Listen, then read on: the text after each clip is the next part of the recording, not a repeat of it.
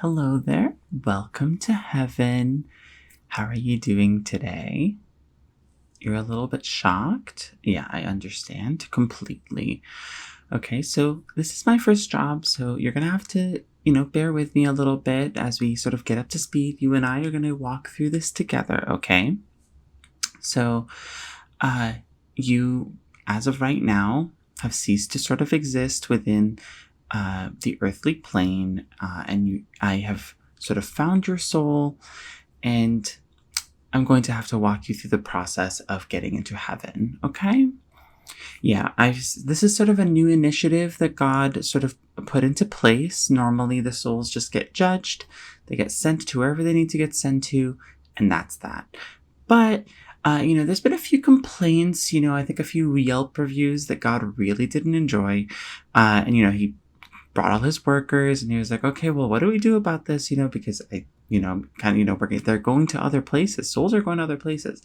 So, we've now decided that we're going to take a more hands-on approach. So instead of you just sort of figuring it out by yourself, instead of just walking towards the light or walking towards, the fiery depths of hell, we'll guide you, right? And so that's what I'm here to do. Okay. All right. So, first things first, I do have everything written down here for you. However, we do need to find, this is sort of a very quirky rule, we do have to find the perfect pen. So I'm just sort of digging here into what is essentially many different human lives. I think, okay, let's see. So I think one of these pens will do, right? So which one do you think you would want to use? I know they look very similar, and they are, in fact, visually the same, but which one resonates with you? This one, this middle one, or this one? Okay. Okay, well, I know that you just picked one. Let's see if do you still pick the same one? Do you know which one you picked before? Okay, perfect. So that's the one we'll use. Okay, so let's get this over here. All right. So, as I explained before, you are in fact dead. So we're going to have to discuss that. What that means. Do you need a therapist? How are you going to process that, right? Then we're going to go over the basic structure of heaven. Okay, heaven has gone through a lot of changes recently. God, he's such a workaholic, and he doesn't take time for himself, right? And so, heaven is constantly under, there's new expansions, there's different things going on that I'll end up getting to, that you're going to have to know, just so that, if you end up getting into heaven, you're aware of the things that are to come, things to get excited over.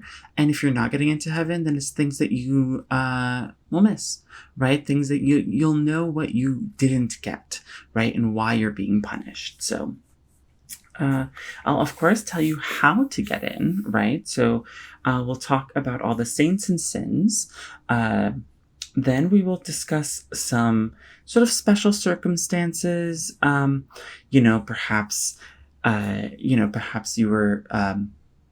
you made like a deal with a devil or an angel, and you served your time, and so you're back here for, to get into heaven, to get your to follow up on the due diligence aspect. And I think that would be remiss if we didn't discuss that sort of thing.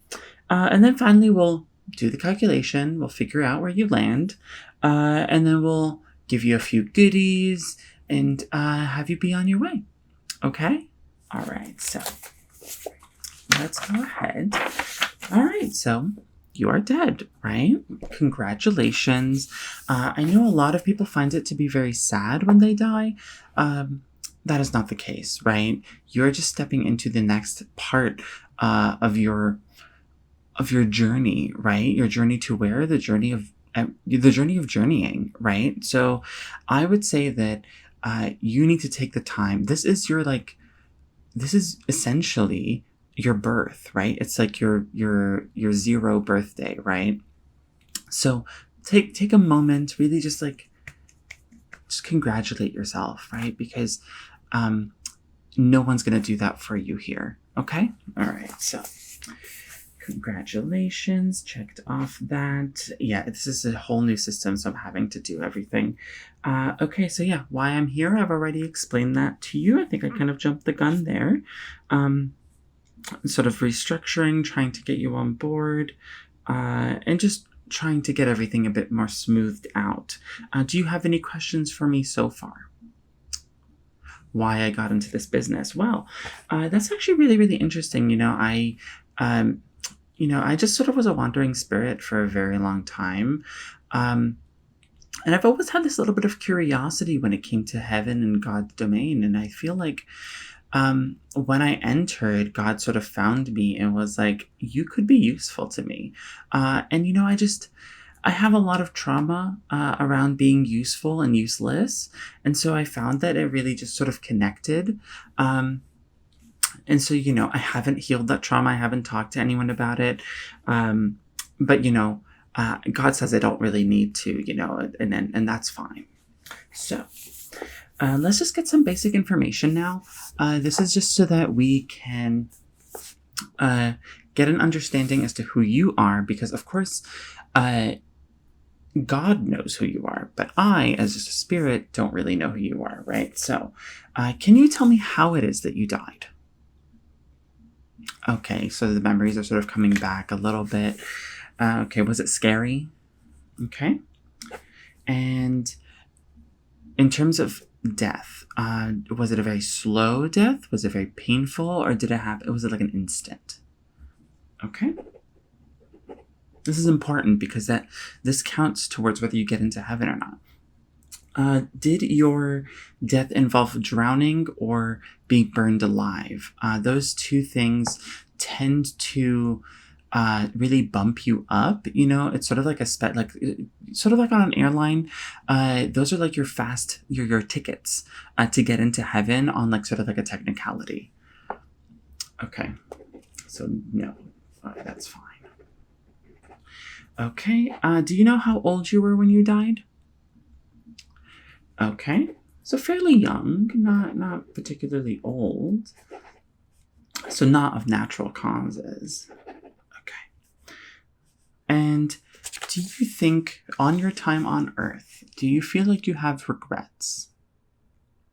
Think carefully about this. Okay. All right. Yeah, so if you do have regrets,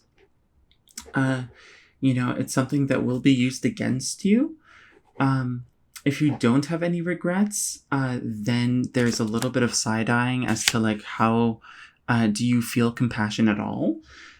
So there isn't really a great answer to that, but I think how you answered it, I think is on par with how others would answer. Did you have a will? So this is really important because we find that just talk is not enough to get into like the depths of someone's soul. So if you are forward thinking enough to have a will and to make sure that all of your assets and everything is being bestowed upon the correct people or upon the people that you care about, you want to make sure that they sort of have their life is set up through your death. We think that that's an incredibly selfish thing for you to do because who are you to decide where things go after your death, as if you have any control after your soul has left that plane. So if you have a will, that is points against you. But if you don't have a will, if you were too busy, or if you morally had like a moral stance against it, that really does give a very good connotation. So, okay. And in terms of, did you follow any major religions, even minor ones? When it comes to religions, God is not discriminatory. So long as you believed in something, I think that he finds that very endearing. It's sort of like, it's like God watches people on Earth the same way that humans watch cats sort of play with a toy. Like he understands that it's not like the full picture that you have, but he appreciates the effort. Yeah. Okay. Picked an interesting one there, did you? Okay. Oh, you grew up with it? Okay. Well, it was established fairly later, so it is interesting. Okay. And what was your education level? Did you finish high school? Did you go to college? Master's, PhD? Did you get a doctorate? Please lay it on me. You're curious why I'm asking you that? Yeah, so it's very interesting.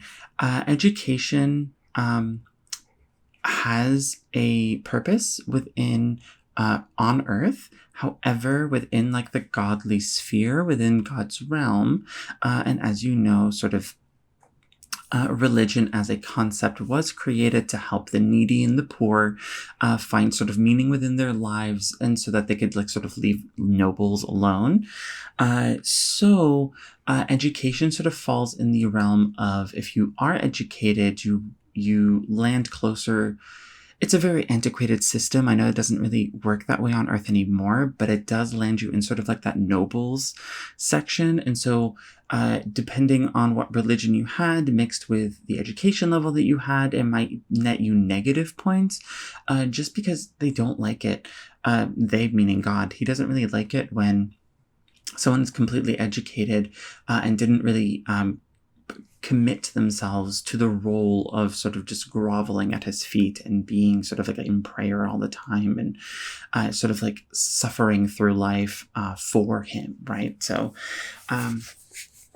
wanting to better yourself is seen as sort of like a bad thing, right? And so that's one of the things that I think a lot of people get confused by when it comes to their first time within this realm. But it's just something that I find very interesting and very fascinating. Okay, so, and speaking of, did you pray a lot? Just in general, like prayer can be very different for every person and every soul. When you were on Earth, did you someone's prayer can be just very directly sort of like praying to God, speaking to God. It could be very different, right? Like if, every day you went and you were drinking every day, and you drank yourself drunk and blacked out every night, that could sort of be like a little bit of a prayer, right? If anything spiritual, right? Going to concerts, if you went to concerts all the time, that counts as sort of like a prayer. Just depending on how you yourself took it, right? If you like stared at the clouds and just sort of like, if any moments of introspection can also count as prayer, just depending on how you feel. Reading can sometimes be very prayer-like, depending on what you're reading, of course, and depending on what you're doing while you're reading. There's a lot of things that you do when you're reading that sometimes people don't approve of, and I sort of wonder how people do that, because there's like a book. As a spirit, sometimes I get curious. What other things could be viewed as prayer? You tell me, what do you think? Because, you're the one that was on Earth. I've never actually been to Earth. Okay, yeah, I would definitely count that. I would count that as prayer. Video games can also be counted as prayer for sure, especially if it makes you feel a certain way and it's very introspective. Like I said, it can, however, multiplayer games like PvP, no, that is no. If you've been playing League of Legends, that's definitely not prayer. Okay. So let's talk about the basic structure of heaven. Okay, so there are of course 7 layers of heaven. Every layer sits on top of the other, and the very bottommost layer and the topmost layer are all heaven, right? It's all the best, right? It's all good. So don't worry about what layer you might get into. Just be thankful if you get into any layer. So, of course, there is no intermingling between layers. This is something that God is very strict about. So say you enter the third layer of heaven, right? But your partner, and like if you died with your partner, say you had a partner, if they died and they're on the fourth level of heaven, well, it's just sort of like, it's just boo-hoo, you know, you're not going to be able to see them ever again. But this is mainly for your benefit, right? Because every person needs to feel like they're rewarded. And if they're rewarded by getting into a layer and then they see someone that they know that they is like a worse person than they are, just like in their gut, they know that they're a worse person, just objectively, you know, there's nothing subjective about that. That would then be, you know, it would just be bad. It would be really bad for that person, just mental health wise. And over here in, you know, in heaven, we care a lot about mental health, which is why on every layer we do have therapists on call. You know, they won't necessarily answer, but they are there for you to think that they're there for you. So next, of course, like I said, each layer is the best, so you don't have to worry about that. There are, of course, annual Pride events. They are... you know, it's one of the things that God is experimenting with. God does sponsor the Pride. You know, you have to have sort of like really big floats with like God in it and whatnot. It's very, very interesting. And, you know, it is God and Absolute Vodka. So when it comes to the Pride events, you need to be aware that attendance is mandatory. If you skip out on the Pride event, you are seen as homophobic, in which case you will be punted off into hell. Yes, of course, you are still judged based off of your actions here for eternity. So coming into heaven is not just like, oh, you're not just being rewarded forever because of your life on earth. No, your soul still can gain and lose sort of points depending on what you do and how you act. So you have to be aware of that. And of course, just because things have been a little rocky in sort of like the God's domain, you know, with the Yelp reviews and whatnot, 3 out of the 7 layers of heaven is sponsored by BetterHelp. And as you know, BetterHelp is the worst place to go to if you wanted to have sort of any form of experience with a therapist, from what I understand. But tough times, you know. Anyway, if we move on, you get in based on a scale system, right? Like I said, saints and sins. Every good deed that you've done is a saint, and every bad deed that you've done while on earth and here is a sin, right? So there's sort of some ambiguity. When you were on earth, people think of sins as like very specific things, but they're very malleable. You know, it really depends on just sort of the whim of God and the whim of the rules, right? So just depending on just any given day, any given time, you might do the same thing twice and it might be counted as a saint and it might be counted as a sin, just depending on the interpretation of the law, yeah? Okay, so... something that you need to keep in mind as well, after you are done here, and if you do get into heaven, you are going to experience everything in colors of blue and white. It does make things difficult, especially if you were an artist before, if you worked with colors before. The Pride events are definitely not as colorful here in like sort of God's domain. But God really insists on that because blue and white sort of creates this... he thinks it's very soft, you know. He thinks it's very cooling. It has a very cooling effect on the emotions. You know, I tend to have a very different perspective on this. I do think that blue and white can have some negative associations here on Earth, but to be honest, it's not really my call. So it's just something to be aware of. If you're not a fan of blue and if you're not a fan of white and you're not a fan of the combination, then, you know, it's just something that you're going to have to get used to. And of course, the last most important rule is here in heaven, we don't have any fish. You know, fish are considered sort of God's worst creation. He doesn't like them and wishes that he never created them. He also thinks that one of the biggest mistakes he made for humans is fingers. Everybody is going to lose their fingers.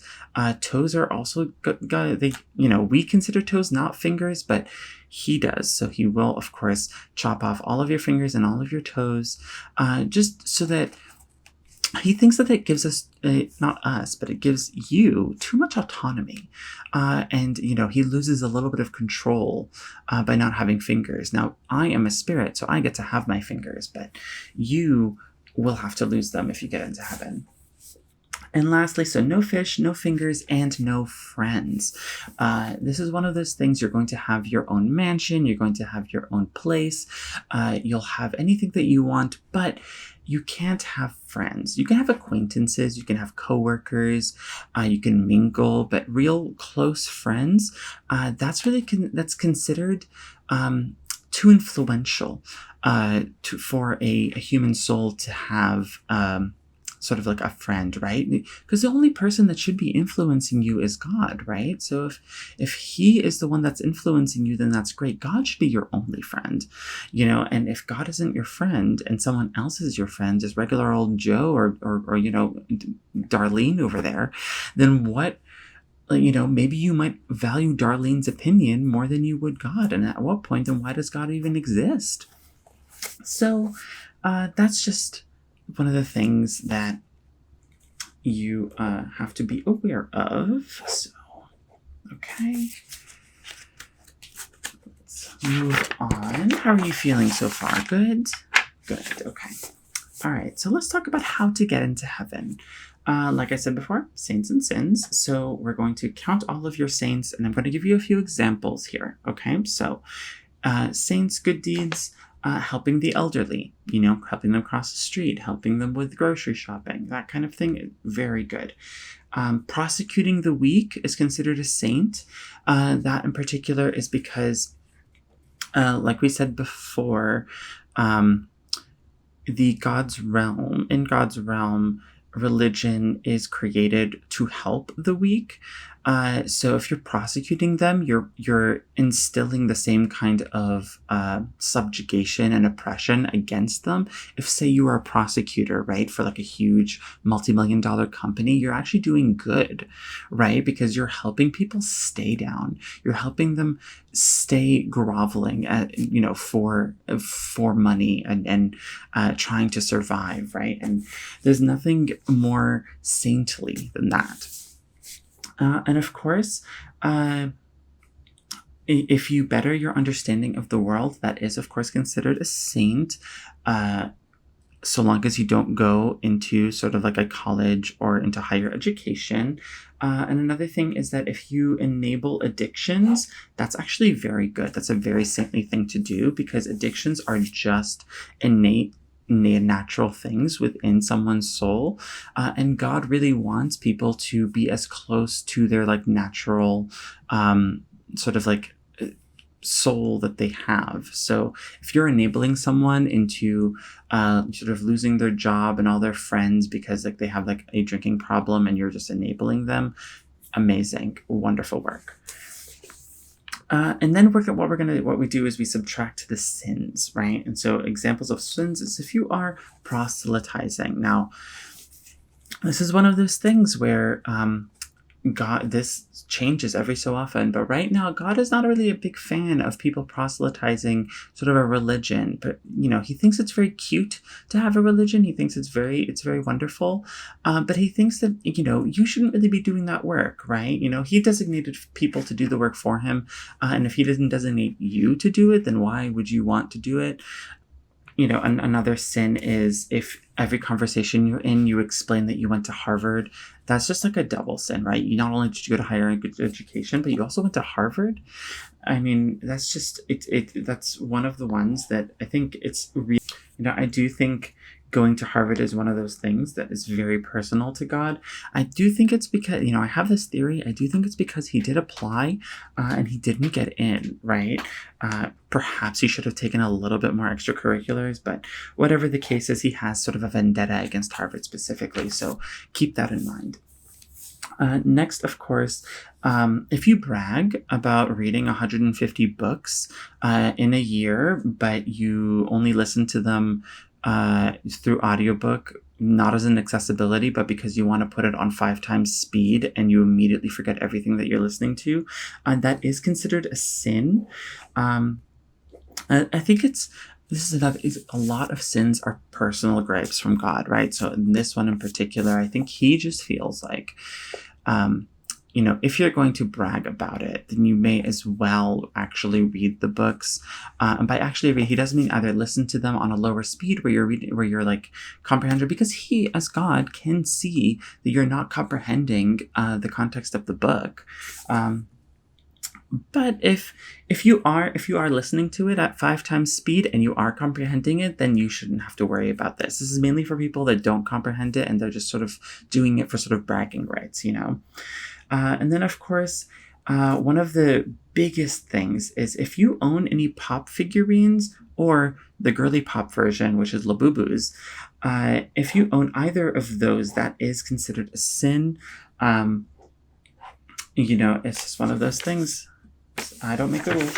So, now let's talk about where you land. So, I need to do a bit of calculation here. I would use a calculator, but they haven't really developed calculators that work really well here in God's domain.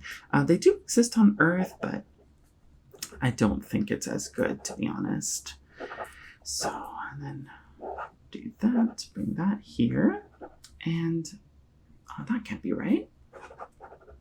Oh no. Oh, well, I have some bad news for you. You do, of course, you're not getting into heaven. I'm so sorry. I think it's, I can't really say exactly what it is. Is it because you're college educated? Is it because you did one of those things that really stuck it over the edge? But my calculation is flawless, and I do think that you're not going to make it into heaven. So this is going to have to be one of those times where it's okay. You don't have to cry. Here you go. Let's just wipe those tears away. Yeah. Here, let's just. There you go. Yeah. No, don't. It's totally fine. You don't have to cry. Listen, this is just one of those times where, life doesn't go your way, or death really doesn't go your way. So it's okay. Just because you're banished for all eternity, you're not going to be able to enter heaven, doesn't necessarily mean that you're not going to have a good time. For one, I am going to give you a souvenir. I did bring a souvenir just in case you don't go into heaven, just so that you can leave like a good Yelp review. I think that would be very helpful for God. But here, since you're not getting into heaven, you are going to be able to have a fish. So I'm just going to give this to you here, just so that you can have a good time with it. Do whatever you want with it. Stick it wherever you want. And one of the things that I do need to tell you is that, hell is really, it doesn't have to be all bad. I do hear that Big Daddy Devil does have a big hog. So if you're really into that, I think that would be very helpful in getting you a little bit excited to go to hell. Yeah. And so there's going to be another spirit to help guide you into sort of like the hell realm. Okay. Okay, then. Well, I'm sorry I didn't have better news for you, but it's just how the cookie crumbles. All right, then. Bye-bye.